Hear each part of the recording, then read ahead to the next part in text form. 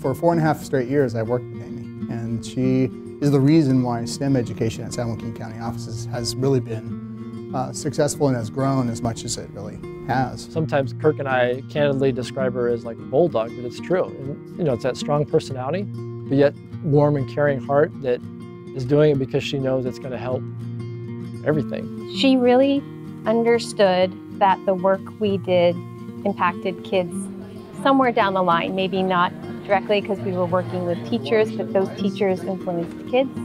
And as a result, she took her position as an important part of a team. She's great to work with, and I really feel like because of her efforts and her ability to do her job really well, we as a state are national leaders in implementing science standards that we would not be if we didn't have someone like her supporting us.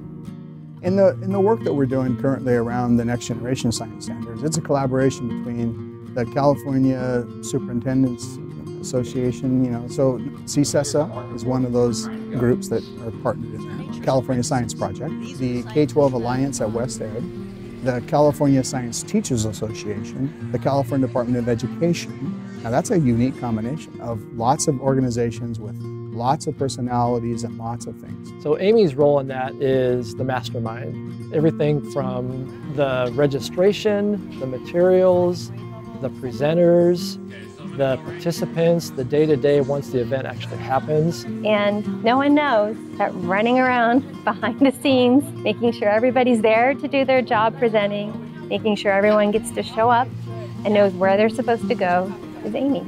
So when you mention the name Amy Kennedy up and down the state with science educators and science leaders, they know exactly who we're talking about and what she's capable of doing.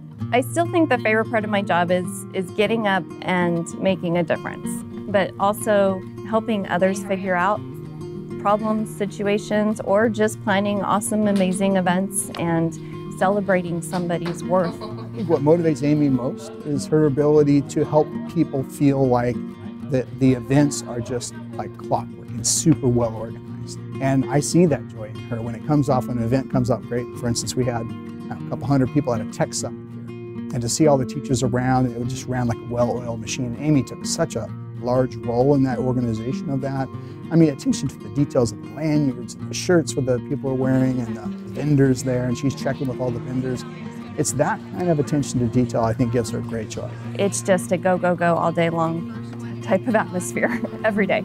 And the position I'm in now with Jane, still very busy, still coordinating the statewide efforts, but also now my day-to-day tasks are ed services wide.